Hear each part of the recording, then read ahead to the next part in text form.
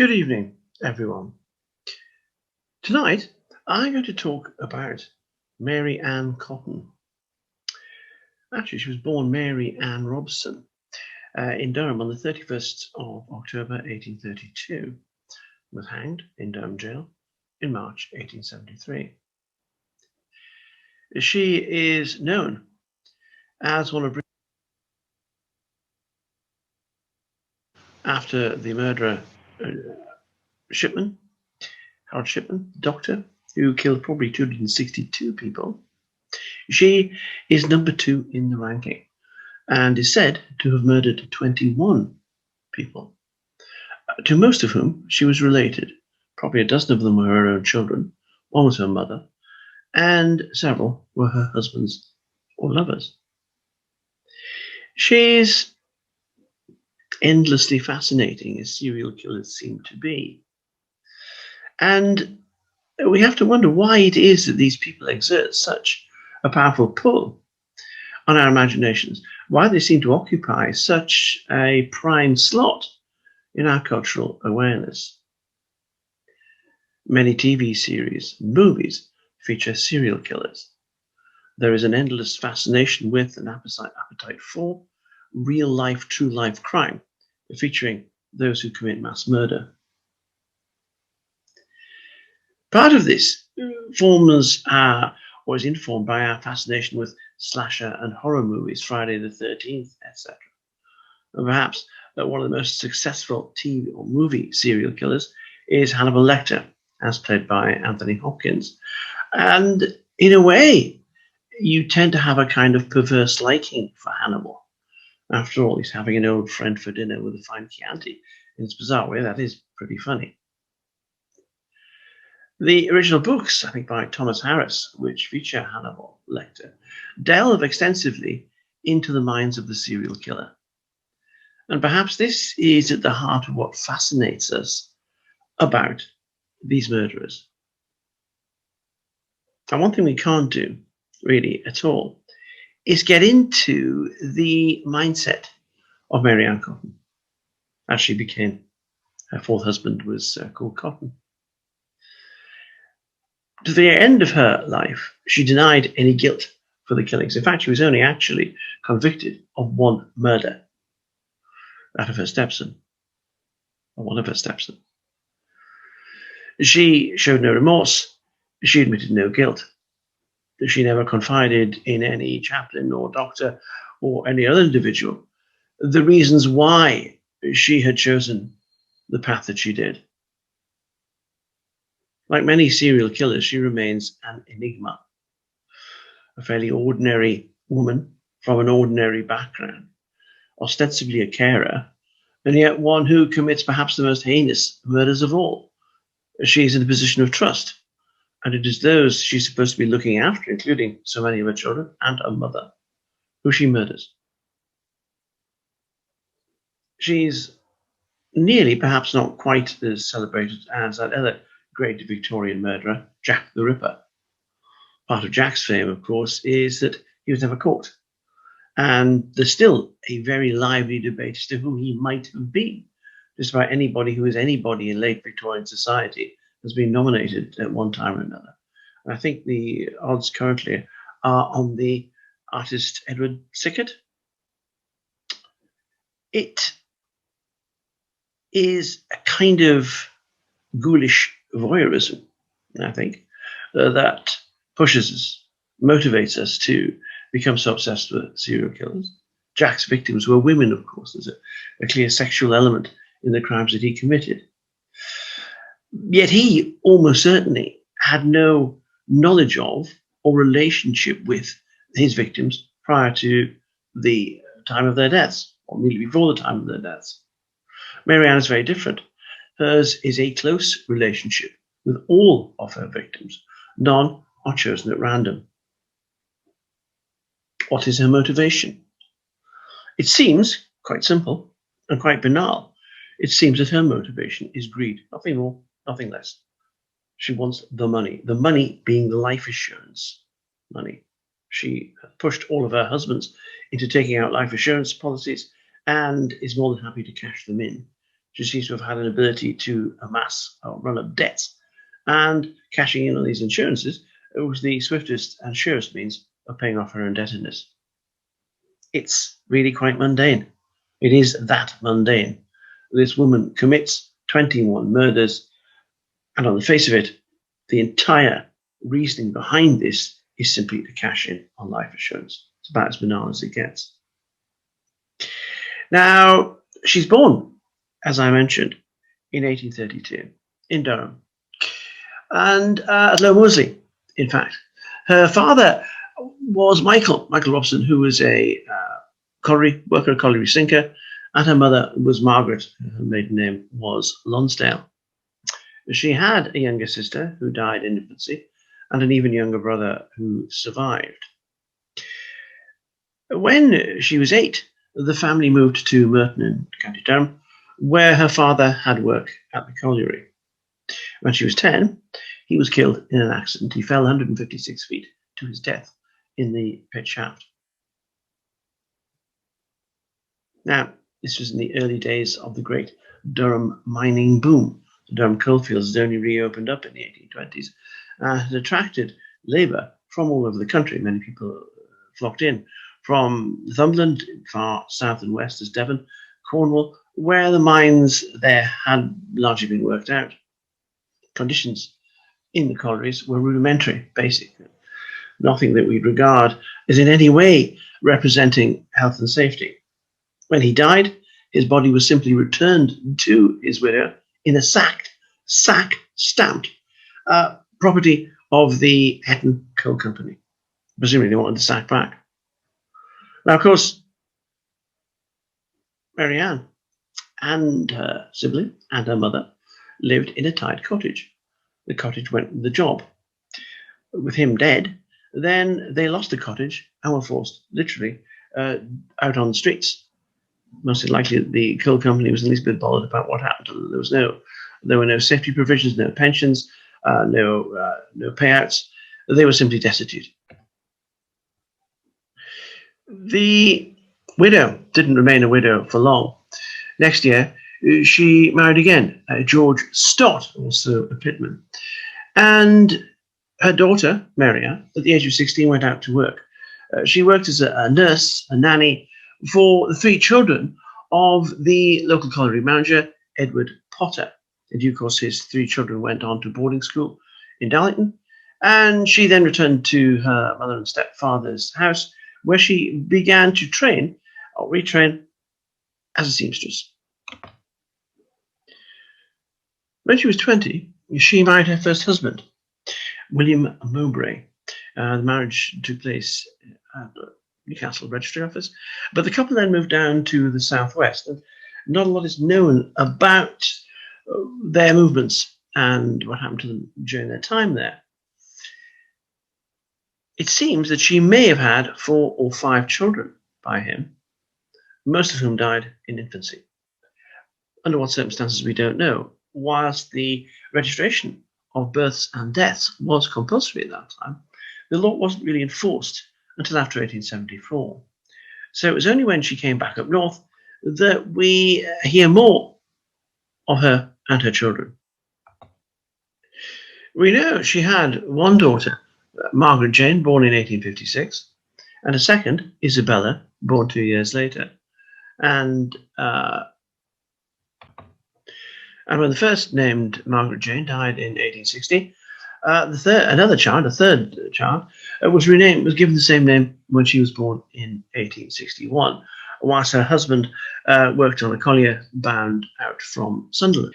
In 1863, she bore a son, John Robert William, but the boy died in infancy from gastric condition, and her first husband, very soon followed suit.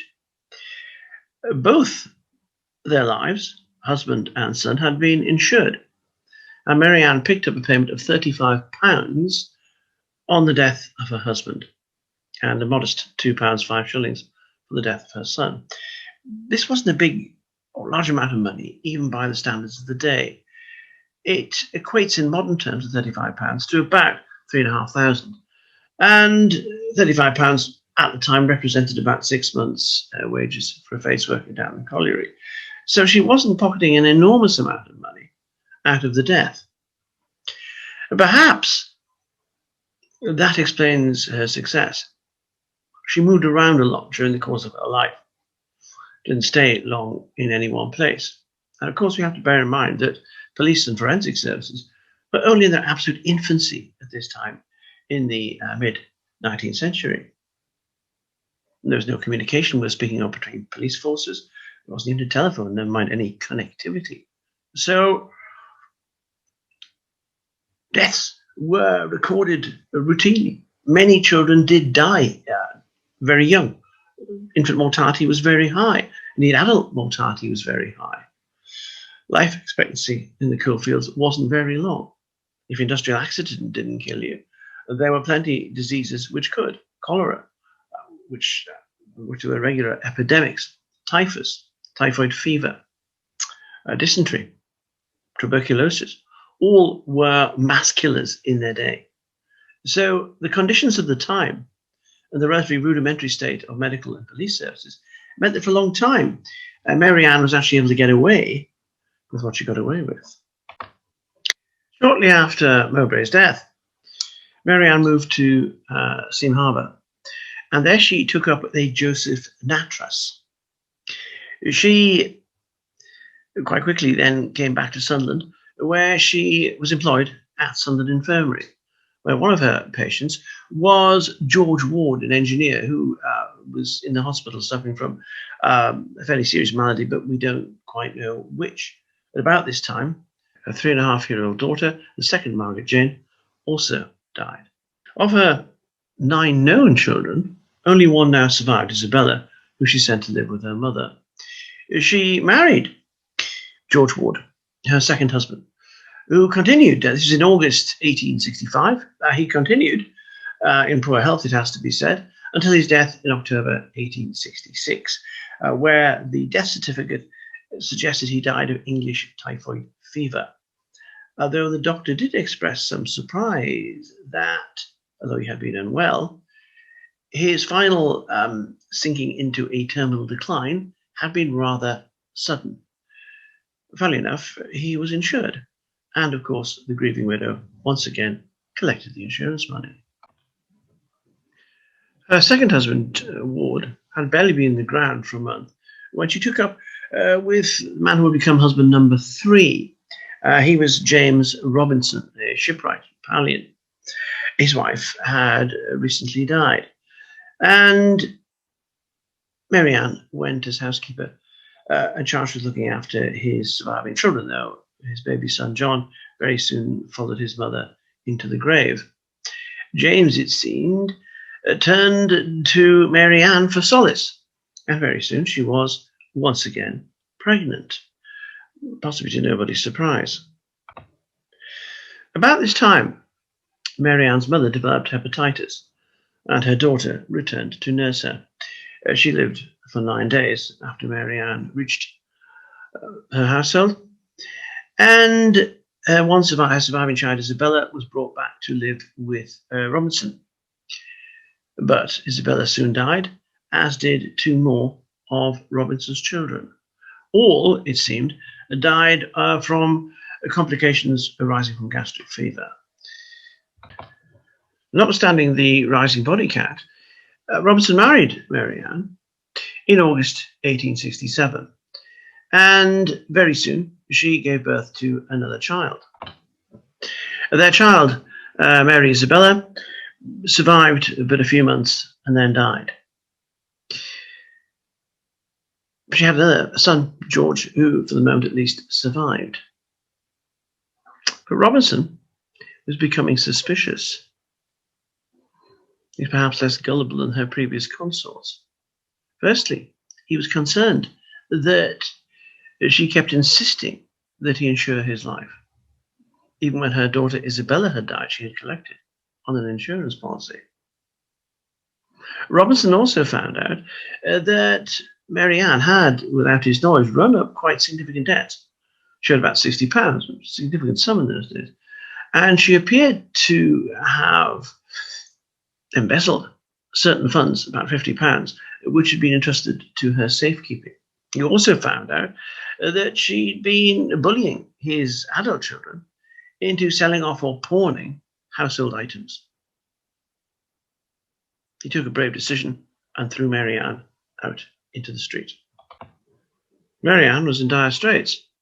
Her husband Robinson had kept custody, luckily for him perhaps, probably, of their son George. However, help was at hand. One of Mary Ann's friends, Margaret Cotton, took pity on her and introduced her to Margaret's brother, Frederick Cotton. Frederick was a miner, a widower. He lived in Walbottle and had 4 children. 2 of his children had died before he met Mary Ann, I have to say. And Margaret had moved in as a kind of substitute mother and housekeeper. She was happy to relinquish their housekeeping duties to Mary Ann, who clearly didn't waste any time in seducing Frederick Cotton. Margaret, surprisingly, died very soon afterwards as a result of, yes, you guessed, gastric fever. And then the couple in 1870 were bigamously married because obviously Mary Ann was still wed to her estranged husband, Robinson. Not long after they were married, however, Mary Ann found out that her former lover, Joseph Nattrass, was living in West Auckland, and she persuaded the family to move closer, so she was in fact able quite easily to rekindle that relationship. Toward the end of 1871, Frederick Cotton died of, you guessed, gastric fever. And yes, you're quite right, his life was insured. And that money, the life assurance, went, of course, to Mary Ann herself. Meantime, she had rekindled the affair with Nattrass, and matters appeared to be going her way. She became a nurse to a customs and excise officer, a gauger. There's some confusion over his name, but he was probably Richard Quickman, who was a specialist investigator in brewery affairs. Very soon, she was pregnant by him. This would be her 13th child. Now, at the same time, Frederick Cotton obligingly died of gastric fever, as did his son and her own infant son. And yes, of course, they were all insured. Now, the only party who was still surviving from her marriages, who was worth anything to her, was Cotton's surviving son, Charles Edward.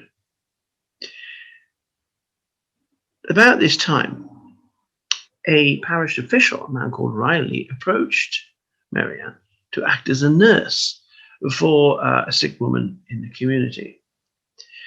She, Mary Ann, asked Riley to ensure that the boy was committed to the workhouse. She had no further use for him. Riley was perhaps a bit surprised at this request and did say if he went in the workhouse, she would have to go with him. She said to him, well, it may be he won't be around for that long. The Cottons don't tend to be long-lived.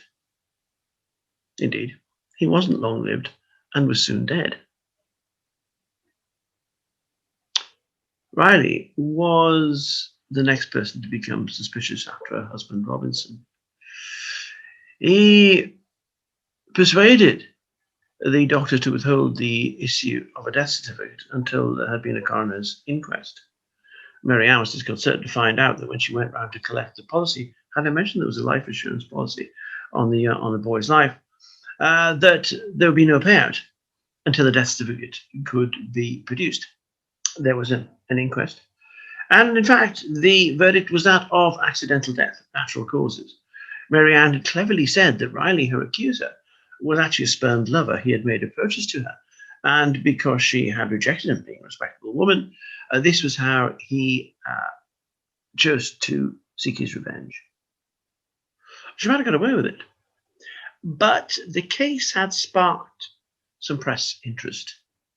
And as a result of that, reporters began sniffing around and found out a lot about Mary Ann Cotton's past, about how often she had moved, about how many people in her care, including so many of her own children, had died, ostensibly all of natural causes, but ostensibly also all of gastric fever. And the suspicions began to take root. Mary Ann's reckoning wasn't far off. The boy's physician, Dr. William Myers Kilburn, had kept blood samples, which showed high levels of arsenic. The body was exhumed and further tests were carried out. Mary Ann was arrested and charged with the boy's murder, though she couldn't actually be tried immediately because she was once again pregnant, and the trial could not begin until she had been safely delivered of her 13th, Margaret Edith Quick Manning Cotton, who actually was one of the few who lived to a ripe old age. She only died in 1954. She was very fortunate, perhaps, to be born at a time when her mother was in jail and about to stand trial for her life. The trial of Mary Ann Cotton would be something of a cause célèbre. And the two lawyers who were involved, both for the prosecution and the defense, were both leading advocates. He cleverly argued for the defense that the boy had actually died from inhaling arsenic, which had been used as a dye in the wallpaper, which was adorning the walls of the family home. Of course, arsenic was used for this purpose at the time. The Emperor Napoleon Bonaparte may well have been an unwitting casualty of arsenic poisoning as far back as 1821. There was some confusion as to the technical evidence. The prosecution alleged that Mary Ann had to have purchased arsenic powder and had done so quite deliberately. The chemist, however, appeared slightly confused as to whether he might indeed have given her the wrong powder by accident, and she hadn't actually asked for arsenic. But while the case wasn't entirely clear-cut, the evidence of the prosecution was clearly sufficient. When the jury withdrew to debate their verdict, they took only 90 minutes and came back with a verdict of guilty. Mary Ann Cotton was sentenced to hang. The Times newspaper, reporting on the verdict, said that at the time the verdict was handed down, Mary Ann displayed some agitation, some emotion, very quickly relapsed into the cold, heartless, and baffling demeanor which she had always exhibited, giving nothing away. She might have had some hope that she would indeed be reprieved. There were petitions sent to the government in the hope of receiving a royal reprieve, and her sentence might be commuted, say, to life imprisonment. However, no such reprieve was forthcoming, and on the 11th of March 1873, she was conveyed to the place of execution where she was to be hanged. Sorry, 24th of March 1873, not the 11th. That's when the verdict was handed down. She was in the hands of the hangman, Mr. Carl Croft. Now, normally by this time, hanging was done by the famous 8 o'clock drop, where the victim dropped from a height and their neck was snapped and they died instantaneously. However, the noose in Mary Ann's case was improperly rigged, or perhaps even deliberately rigged, and she in fact strangled, like the old-fashioned hanging. She took several minutes to die and was buried in the grounds of the prison. And that really was the end of the story of Mary Ann Cotton. To this day, nobody can really say why it was she did what she did. And there appears to be no argument against the fact that the principal motivation for her actions was pure and simple greed. She was just greedy. She wanted the insurance money. And to get that money, she was prepared to murder her nearest and dearest. It is a remarkable record, and she continues to fascinate us to this day.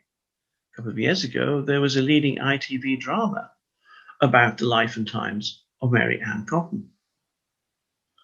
Like all of these enigmatic and utterly vicious serial killers, she continues to hold or to maintain a hold over an audience.